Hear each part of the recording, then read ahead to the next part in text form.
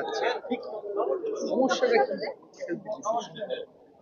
দেখো, আমি যদি ঠিক এইভাবে বলি পুরো ম্যাচটার সামারি, যে আজকে যে রেজাল্টটা হয়েছে, খেলায় তো উইন অ্যান্ড লুজ আছেই।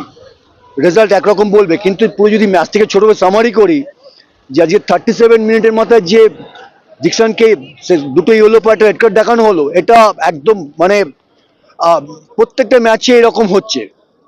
প্রত্যেকটা ম্যাচে রেফারির ভুল সিদ্ধান্তে টিম সাফার করে যাচ্ছে। And team playing so good, আমি বলবো যে ডিফেন্সিভ ওরিয়েন্টেশন এত ভালো ছিল। But yes, at the same time গোলটা করার পরে within a back to back যে গোলটা কনসিভ করা, এটা একটা ফ্যাক্টর হয়ে দাঁড়ালো। অ্যান্ড মহেশের আম, এটাই হচ্ছে ম্যাচ রিডিং আর কি, খেলতে খেলতে ম্যাচটা রিড করা, যে ও আননেসেসারি বলটাকে ক্যারি করলো অ্যান্ড সেটা কাউন্টার অ্যাটাক থেকে নিজের জন্য ওখান থেকে বলটা he could have play safe.